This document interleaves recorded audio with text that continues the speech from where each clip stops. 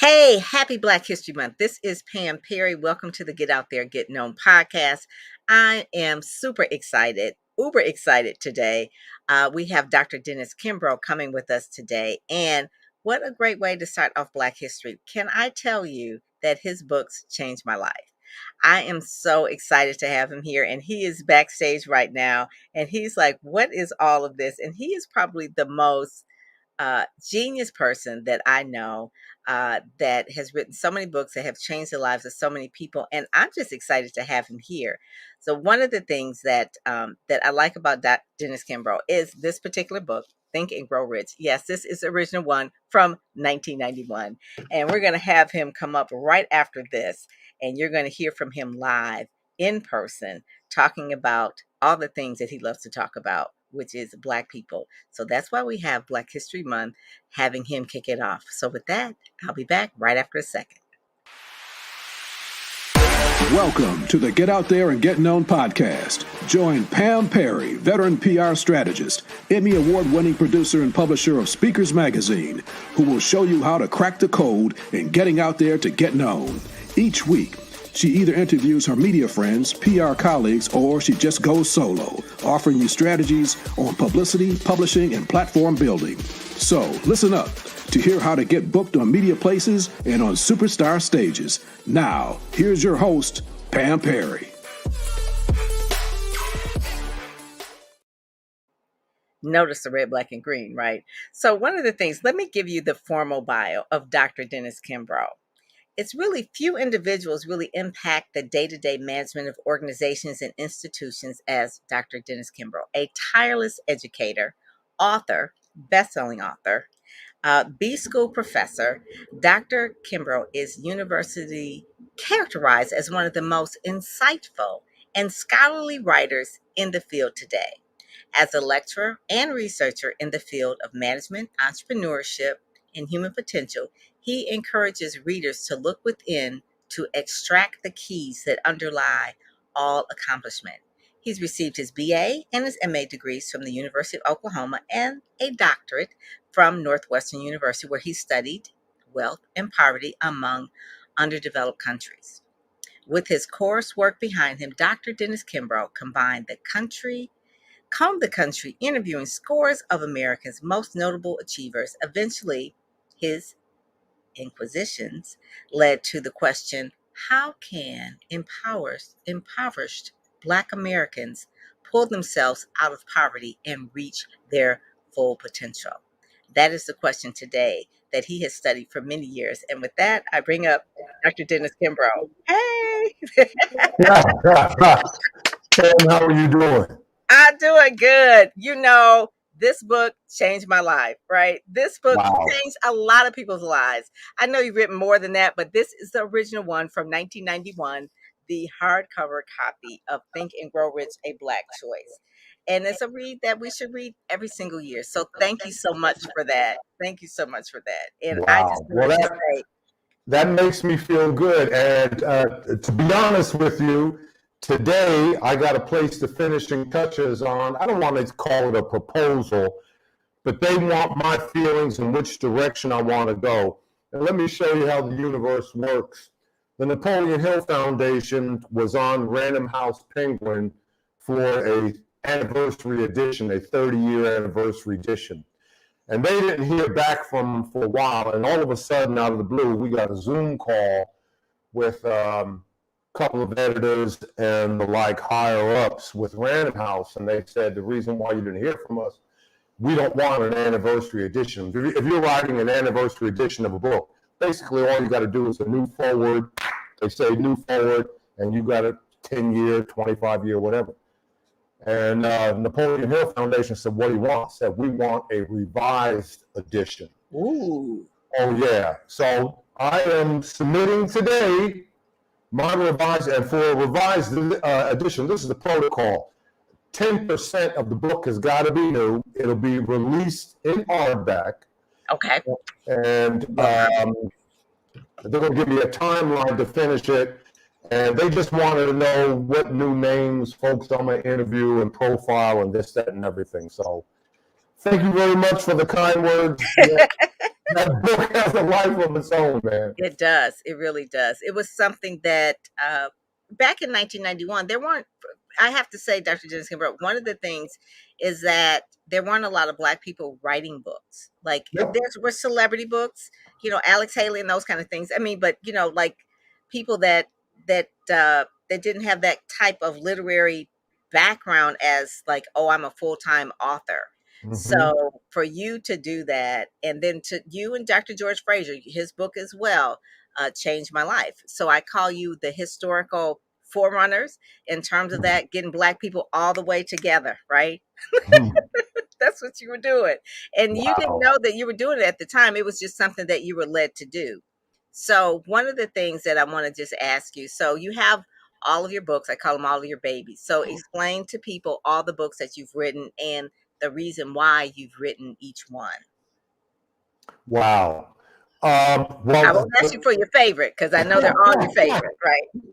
Wow. Well, let me give you the back flap story. You read my bio. Okay. So, arguably, the best, one of the best pieces of advice I've ever received was from my committee chairman on my dissertation at school at Northwestern. And he said, Dennis, don't look at your dissertation as a requirement to be fulfilled for your degree. He said, look at it as your first book. And so I was studying wealth and poverty among underdeveloped nation states. I was granted the doctorate. And right after that, I turned to my wife and I said, Pat, I know my first book. And I said, you know where I studied underdeveloped countries? She said, yeah. I said, I don't want to. I want to study African Americans. And you know where I studied wealth and poverty? She said, yeah. I said, scrap the poverty. I'm only going after wealth, self-actualized people, peak performance, and the like. Now, the reason why I share that with you, because you heard me say this, and I literally did. I pulled out a legal sheet of paper, I wrote down 50 names, I interviewed them. After I hit those 50 names, I wrote another 50 names, interviewed them. Then another 50 names. Mm. I had so many interviews. Out of all the interviews I had, I got 3 books out of it. I got Thinking About Your Black Choice, What Makes the Great Great, and The Wealth Choice, and never duplicated a single story. So Wow. I had, as the young folks say today, I'm 71, I had serious content. I Mhm. still do. Because I still got, you're in my study right now, and I can show you the micro cassettes where I interview folks, and I really have yet to tell the story. So I have all types of information, and when I was going to school, yeah, it was great. I knew I wanted to teach, and I wasn't caught up in the, okay, I got this fancy degree. I needed to know how to research. Right. And the interesting thing, I laugh about it now, because when I used my survey for the wealth choice, I used a full-blown survey, Pam. I had about 1,000 interviews, and I sent out a 118 questionnaire, totally anonymous, to African American millionaires. Mhm. And I got all this data back. And the reason why I laugh, because I had to pay my youngest daughter. And I thought I was going to, she got an MBA at Clark Atlanta, and I just knew I was going to teach her in my business comm class, but she took business comm from somebody else. And she charged me to correlate my data. Can Get you out of here. You talking about entrepreneurship. That's what it I was. know, man. I know. So I needed to know how to research, and all I'm trying to do is add value to the equation and give people, particularly my race, some information that they didn't know. Oh my God. So your daughter now, did she one of your daughters, I think, did her dissertation and got her doctorate degree. Is that true? I Yeah, think I've got 3 daughters, and my middle daughter, she was actually in a PhD program. All right, her undergrad is business. She did a 180. She wanted to go in social work, and she was in a PhD program. After she got her master's, she said, "That's enough for me." And my youngest daughter, she finished undergrad at Spelman, got her MBA from Clark, and then got a doctorate from Kennesaw State. So. Uh, Oh, that is good. That's legacy. That's legacy right there. That really is. That's legacy. So one of the things that you know that you're a success when your children follow in your footsteps and actually do a little bit better than you, right? Because they're standing on Yeah. your shoulders and you want them to do better. And so that's just no surprise because it shows that you are walking your talk. You love what you do. You still teach at Clark Atlanta. I want you to tell Donnie Vest I said hello. He's from Detroit here. Uh, that you really love what you do and that you are making an impact on people. And so when we talk about Black history, if you could talk about an icon that has really made a difference in your life. I mean, you've interviewed thousands of Black millionaires. Mhm. So who is the person that probably most impacted you the most in terms of what Oh, you're doing now? Mhm. wow, I had so many. Easily Osceola McCarty, the little black washerwoman, Dr. Arthur Gaston. I had a great interview with him. Mhm. Henry Parks of Park Sausage. Some of the old school individuals really poured into me. And I was arguably at the lowest points in my life when I interviewed Herman Russell, H.J. Russell Construction. Okay. And I was probably somewhere between year 4 and 5 it took me 7 years to write Think and Grow Rich, a Black Choice, and then another 7 years for the Wealth Choice. But the Wealth Choice was completely different. There was no struggle with that. But with the first book, I had 2 cars repossessed, almost lost my house 5 different times. Pam, I couldn't begin to tell you. You're in my study now. Mm, mm. Lights, water, electricity cut off. I remember the second time they cut our water off. They cut it off on a Friday. We had to go the entire weekend without water. Oh, And Jesus. I know. And so I had, in the midst of that all, I had an interview with Herman Russell, and I also had an interview with Arthur Gaston. And the interview, I drove down to Birmingham, Alabama, and there I am with Arthur Gaston. And in the middle of the 2-hour interview, I just lost it. I broke down and cried in front of him. Hmm. And I said, Mr. Gaston, you don't know what I'm going through. I don't know if anybody's going to read this book. I must be out of my mind. I'm living off my wife's earnings and this and that. And rather than a pity party, he didn't feel sorry for me at all. He said to me in the midst of my tears, he said, young man, tell me when you're through. And I said, Mr. Gaston, you didn't hear a word that I said. He reached across his cleaners and pulled out some Kleenex and handed it to me. And I said, you don't understand what I'm going through. And he lit up his pipe. And he said, young man, listen to me. He said, greatness takes time. The acceptable person must be tested in the furnace of adversity. Fear not, young man. Continue to move forward. But if you are comfortable where you are in life, then I suggest you step aside for someone who isn't. And when he said that, man, I just went like that. I said, next question. He wasn't going to hear it. And almost the same situation occurred with me and Herman Russell. But when I had Herman Russell, #1 black contractor in the nation, and at the time Russell had a net worth of close to maybe $200 million. And I said, Mr. Russell, thank you very much for taking the time, man. Here I am, your another interview. I want to thank you for this. It's been a long road for me, but I must be out of my mind thinking that I'm going to write this book and I'm going to change people's lives and everything. I said, sometimes I even feel that I lost the respect of my friends and family, and he cut me off right there. He said, young man, let me tell you something about respect. When it comes down to respect, it's not a question if you earn respect. It's a question of who respects you. And I respect you for what you are doing. And I said, okay. So I've had, situations like that. And They were life changing. Oh, yes. Yeah. Oh, yes. But, when people hear me talk or whatever, they say, oh, man, arguably the difference that I would bring to the table. And I'm not knocking. I mean, we've got 50 million speakers out there, and they all do an admirable job. And I just want everybody to speak, because when you get through speaking, and if you talk African Americans and you're talking economic development, all those roads sooner or later going to come to Think and Grow Rich, a Black Choice. So keep doing what you're doing. But what I bring to the table, I lived these stories. I mean, it's one thing to share a profile and everything. Man, I could tell you how I scrounged the money for the airline ticket, how I got the hotel lodging, Staying how at I the even got the interview, and just one big, and all I've been doing for the last 30 years is flying on the coattail to that book. It's been translated in I don't know how many languages, this, that, and everything. So I just get out of its way and just continue to try my value proposition, leave people better off than what I found them. There you go. That's really the whole point, to leave people Mm-hmm. better off than you found them. One of the people that you mentored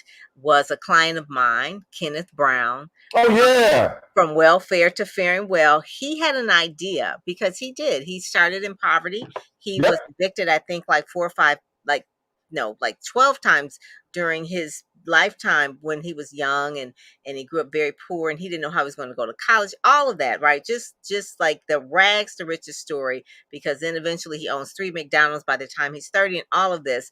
But I remember when I was sitting down with him, because I was doing PR for McDonald's, and I was sitting down with Kimbrough, and I said, "What is it you really want to do?" And he says, "I love to speak. I love to train. I love really helping young people. I love the Mm-hmm. mindset. I have a story I really want to tell, from welfare to faring well," because he definitely was like poor, and now he's Yep. doing pretty good, right?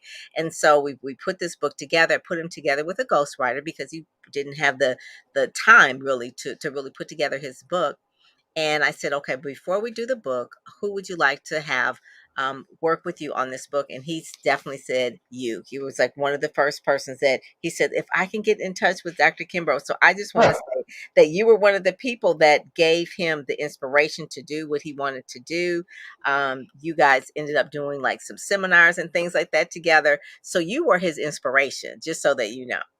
Well, I shared his story in the Wealth Choice, and he was so gracious enough to come speak in my class. Yes, yes. And Oh, oh yes, he's got a phenomenal story and living proof. As if we still need validation that it's not a question of what you're going through; it's more of a question of what you're going to. And if you knew who walks beside you on this journey called life, you would never doubt or fear again. And those are the two traits, keys, qualities, attributes that he has used. It is not, listen, it is not your resources, it is your resourcefulness that will place you over the top. It's not your capabilities, it's your belief in your capabilities that will make all the difference in the world. And no one brings that to bear better than Kimbrough.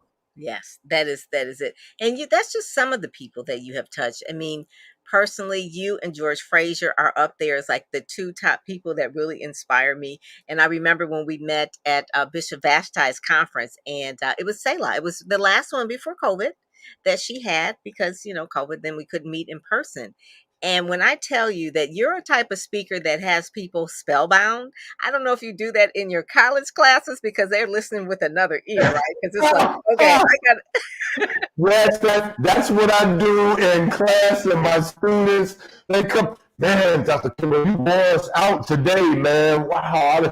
So, I yeah. never had a college professor like that. Let me tell I you. know. One thing about this generation, they will tell you exactly what's on their mind. If they enjoy the case, they will tell you. If they can't stand it, Dr. Kimbrough, don't you ever assign that case again. It was so blunt. I said, these cases aren't for your reading enjoyment. Just go ahead and pick out the salient points and apply it in whatever you're doing. But yeah, they will tell you exactly what's on their mind. That is the thing. So when you are your next move, you're putting together the anniversary, edition, or you're in the process of putting that together. So outside of that, what is some of the things that, I mean, technology has just really changed the game. I mean, when you did this book in 1991, there weren't ebooks. Amazon was not a thing, basically, sort of. Yeah. People were like, I think I still want to go to the bookstore and go to Borders, right? And Borders is out of business. Barnes and Noble. Yep. Yeah. So what's next for you? Are you doing the podcasting? Are you doing the TikTok? Are you involved in the social media? I know you teach Well, entrepreneurship and yes, marketing. and that is a great question, and that's what you and I will certainly discuss. But the fact of the matter is, you're exactly right. There was none of that back in 1991. I mean, we have gone from agricultural age to industrial age to information age, technological age, digital age, and now we find ourselves standing, knee deep in what is called the creator's economy. And what the hell is the creator economy? Well, you create your own economy. So right now, if you got a smartphone and a point of view, you're a business for yourself. That's the podcast right there. Mm-hmm. So I'm thinking about a number of opportunities that I have. And I don't know if you know this, Pam, but they're producing a movie of Think and Grow Rich, a Black choice. And I did not know that. Okay, guys, on Get Out There, Get Known podcast, you are into the know on this. They are producing a movie. I hope it'll be as big as The Secret was. Remember The Secret? That whole phenomenon about The Secret? Yes. And let me tell you the backflap story. Okay, so several years ago, I get a phone call from the foundation, and they said, Doc, there's an outfit out in California, movie filmmakers, producers. They're going to call you up. They're going to invite maybe 20, 25 people to share just their thoughts on how Napoleon Hill and Think and Grow Rich impacted their lives. Mm-hmm. And you're one of the 20, 25. So I said, okay, that's nice. And I really didn't think twice about it. I sort of put it on the back burner. Well, I want to say about 18 months, maybe 2 years went by, and I got a phone call from them, and they said, Dr. Kimbro, we just sent the airline ticket. We got your lodging. You'll be flying out to San Diego, this, that, and everything. And my wife said, don't forget, you got that interview.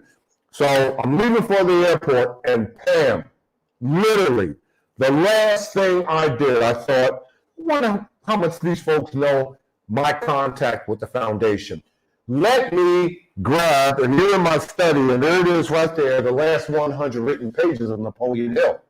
I literally plucked it off my bookcase, threw it in my briefcase, and ran to Hartsfield Jackson. So when I got out there, they had me in the green room and they prepared me. Now listen to this. The other folks that they brought out there, Tony Robbins, Jack Cantwell, Bob Proctor, Sharon Lecter. I was Exhibit A. I was the only African American.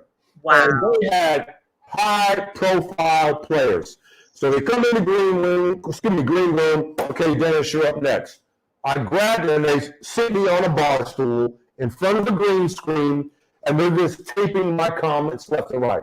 And there I am, holding Napoleon Hill's last 100 written pages. And I literally said, because I'm going to send you the teasers, I said, 90% of the people don't even know what I'm holding in my hand. They don't even know, okay, this paragon, Napoleon Hill, a white gentleman, born in poverty in Wise County, Virginia, his last book, he wrote 16 books, and his last book was going to be a black version of his all-time classic, Think and Grow Rich.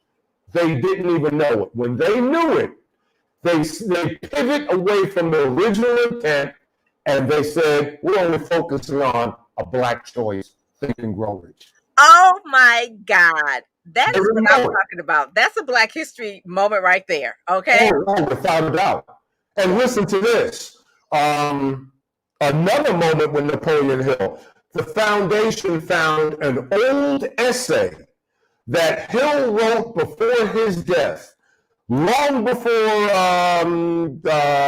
what was I going to say? Oh, yeah. Diversity, inclusion, equity. Blah, blah. He wrote an essay entitled Intolerance. And the essay revolved around his thoughts. He said, in so many words, when I meet my maker, I hope to God that we don't see any races, any creeds, any colors, that I'm going to be there with my fellow man and fellow woman, and we will just be brothers and sisters, regardless of race, regardless of color. And he wrote an essay on it. Wow. And they sent that essay to me, and I'm certainly going to include it in the new revision of the book. Yes. So people don't know that. That is one of the things when Black and white lock arms and join together, there's power. There's power for without a doubt. There's power for all of us. So, but when there is something that is racism, it's like a cancer. It's going to just erode all of us, all of humanity. So when that right there for you to unearth that and to really put that part of it, that's really where, well, obviously that's where the country is. I mean, we had that whole insurrection, all that kind of stuff. So that is really breaking down not just mentally, spiritually, there's so Yeah. many suicides, but our economy as well, our personal Hmm. economy as well as the world economy. So that is really like a big key. That's your next level on that. You Oh know, yeah. it's not just about money, but it is really that whole part right there of bridging that gap. Obviously, Dr. Martin Luther King tried to do that as well, but you're doing it in a different type of way with your literature, with your book, and really just taking what people consider like the classic of all classics of mindset and really going to the root of the problem of about racism, because racism is wrong, but how do we solve it? And so you're part of that. You're part of that. And I love the fact that you've been teaching at the HBCU. How long have you been teaching at Clark now? I've been there. Okay, I was there. I came on board at 92 to 96. I Hmm. had to leave in 96 to finish my fourth book. Right. And I came back in 2000. So I've been there from 2000 to current. So, what, we're talking 25 years, Yeah, whatever. that's amazing. When I That's first amazing. came on board, I only taught at the MBA level. And then I went from the MBA level to undergrad. And now I'm undergrad and back MBA and the like. So, Wow. hey, everybody's got to do that. If you only gave professors the choice, they would only want to teach at the grad MBA level. You don't get any phone calls at home. The dog never ate the homework. You don't have to hold anybody's hands, but So so that's one of the things too. So let's talk a little bit about Black people in learning, Black people in education. So we are in the age where people are doing courses and people are really doing a whole lot of things where you can learn everything on Google University, right? And so people Mhm. are really downloading a lot of courses and that sort of thing. But what I'm finding that, and there's books galore, right? You got ebooks and all this kind of stuff. What I'm finding is that people in podcasts, they can learn from, what I'm finding is that people are consuming the information. The activation is where I'm just trying to get people to go. It's like, it's not enough to tell me you bought the book, you bought the course, you went to the conference. What did you implement? And so there is an overwhelm, I think, of people to manage the information because we're in the information age of how the information is coming in. How do you manage the information? Because there's something new in technology all the time. So how do you manage the information that I mean, you're researching a lot of information. So give us some tips on how to manage the information overload that people may get with this Well, technology. yeah, you're exactly right. I mean, if you're just taking in information and knowledge and whatever, I mean, that's one thing. But the purpose of knowledge and the purpose of information is to motivate you to take action on what you've read, action on what you absorbed. Yes. Okay, so you look at the academy, and what do I mean by the academy? Okay, so Socrates taught Plato, and Plato taught Aristotle, and it was Plato that invented the academy. And what in the world is the academy? Kindergarten to PhD. And Aristotle was his number one student. So Mhm. what did Aristotle create? Well, Aristotle created the Lyceum. And Pam, your Dr. Pam Perry, you know this as well as I do. What the hell is the Lyceum? It's the facility.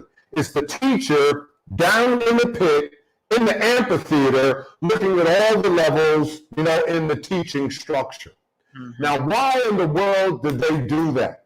Okay, to inspire you. And what is it? What is inspire? It's in spirit for you to move and for you to take action on what you've been taught. And Mhm. that's the bottom line. Exactly. So, unless you can do that, I mean, then you're going to be an information envelope. Right. And no, Information.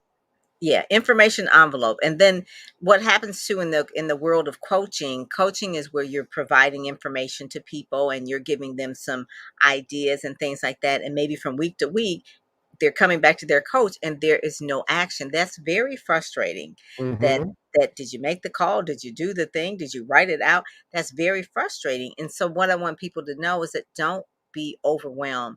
You have to focus on what's going to move you further today and then what's going to move you further tomorrow. Don't look at down the road like, okay, I need to do all the things to Mm-hmm. get to here because you're not going to be able to do all the things. You're going to have to do one thing at a time and really map it out. So when I teach people just even like just simple branding thing. Like, okay, like Mhm. let's get our brand together. Let's do first things first. Let's get like maybe your story together. What is it that you want to bring to the world? What is your value proposition?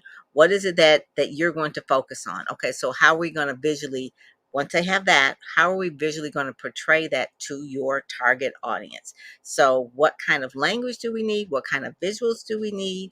What kind of programs do we, I mean, so it's like you take it little bits at a time. And so if they say, well, I need to do more, I don't know, video. Okay, well, what type of video? Is it going to be a reel? Is it going to be a live? Is it going to be a podcast, a TikTok? You can't do it all. So if you Mhm. just, I know someone who is like Dr. Kimbro, they're very excellent at doing reels. And that's all they do. So they're like the real queen or the real king. That's what they do. They're not trying to do all the other things. So you can be a jack of all trades or in a Mhm. master of none. So I'm telling people it's so true that you focus, because even my coach told me, just says, when people come to your website, ready, set, go, speak, do they know what they're getting? Do they know that this is a membership program? Do they know that this is going to take them from point A to point B? And it really, you've got to drill it down to getting so focused, because really people only have an attention span like a goldfish, like about 8 Mhm. seconds. So you gotta grab them Mhm. really, really fast. And we're such an age of quote unquote celebrity driven as well. So that's part of it. So everybody has to look like a celebrity, or Mhm. that's just our culture of our economy. Pop culture is very, it's more so reality TV. We can go on a whole nother thing, but reality TV has made everybody like quote unquote want to be this superstar or that. So what I'm saying is that so many times we're looking around what it is that other people are doing. We need to focus on what will move us to our goal step by step. And one of the things you said is that it takes time. When you Mhm. started writing that book, you went through a lot of turmoil to get it out. And if you didn't have the heart for it, you would have given it up. You just would have given it up. You were like, I don't have the heart for this. I don't have to. I am just going to just work my little thing. I'm going to forget this book and I'm just going to go on. But if you have the heart and the passion for it, that's really what it is, because it was bigger than you. If you had given up, we would not have had the a whole lot of authors, including Kimbrough, like coming after you. There's probably hundreds more. I just know him in particular, but there were hundreds of more that had came after you because of the sacrifices you made. And sacrifice, Yeah, people don't like that. and one thing that you probably don't realize, okay, so let's rewind the videotape and go back to 1991. Okay, I mean, I'm not going to say that there was a wellspring of individuals, but there were certain sectors within the Black community that didn't buy into thinking Grow Rich or Black Choice. I Mm. mean, I was called conservative. I was called, the book was called Capitalism Warmed Over. Uh, who is this individual to say that we need not be victims, that we could be victorious, and this, that, and everything? And I'll never forget that one of the validation points came from the Nation of Islam when Louis Farrakhan bought boxes, hardcover boxes of Think and Grow Rich, a Black Choice, and in your city set up tables in the Black community, and as drivers came by, gave away free copies of that book. Oh So, my God. oh yeah, Yes. oh yes, without a doubt. And so, yeah, there were camps, but over time, and then you had, okay, so you look at Black Enterprise Magazine. Mhm. It's launched in 1970, and even Black Enterprise Magazine for the first 20 years didn't even approach the subject of entrepreneurship. I mean, No, they were on their cover, they were putting, corporate people. congressmen and women and Black politicians and this and that. It took Black America a time before we read the memo, before we read the email. Look, Pam, I'm a Johnny come lately. I'm nothing special. In 1897, your most prolific scholar, W.B. Du Bois, wrote the seminal book, The Negro in Business. Both Du Bois and Booker T. Washington wrote books 10 years apart and used the same title. In Mhm. 1897, Du Bois wrote a book called The Negro in Business. 10 years later, in 1907, Booker T. Washington wrote a book called The Negro in Business. And It took a little bit of a time before, we said, oh yeah, we're capable, we're equal to the task, we can be, have, or do whatever we want. Now, what made me different? I'm one of the first, not the first, to say that capitalism is not a bad word. Capitalism means everything is for sale. That's all it is. Mm-hmm. And if you take the word capital, and here's the thing, and I clarified, the capitalism that we see right now in the United States has nothing to do with Adam Smith. Now, Pam, here you are. You got your camera in my study. Let's go back, and I got rows and rows and rows and rows of books. I'll show you my personal copy of The Wealth of Nations. Let's pull it off the shelf. In between the highlighted pages, in between notes in the margin, if you read the capitalism that Adam Smith proposed in 1777, he says, I allow you to pursue your divine self-interest, and you allow me to pursue my divine self-interest, and who is going to benefit? The greater good. And then Adam Smith says, if one party blocks the other, if either party blocks the other from pursuing their divine self-interest, all bets are off. All bets are off. And when you look at Black America, we've been blocked. Mm-hmm. So the capitalism that you see right now is nothing more than socialism for white males. Because no one, I mean, what is socialism based? Socialism is based off of entitlements. And no one has been more entitled than white males. That's true. So it really isn't capitalism. It is a socialism for this group. Mm-hmm. So what I propose, let's go back to Adam Smith.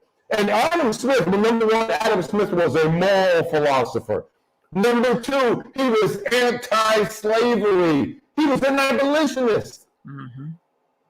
And so what have we had? Since 1934, redlining. 1934 occurred in St. Louis, Missouri. There's a group of white economic developers where they took a red pen on the wall at their economic development meeting. They had the SMSA, Standard Metropolitan Statistical Advance of St. Louis, and they said, gentlemen, we're going to pour our money and invest in this area. We're going to do so in this area. And then they drew a red circle around this area. Under no circumstances are we going to invest in this area. And I'll tell you right now, it happens to be black, or at that time, colored, Negro. And if we do find a colored or Negro couple who wants to buy a home, who've got their finances in order, if we do give them a mortgage, we will charge them double. Now, that wasn't the problem, Pam Perry. The problem was that there were 200 other cities in this country who thought that was a good idea. So from 1934 to 1968, now listen to me, redlining, quote unquote, was outlawed in 1968. And if you believe that, I got some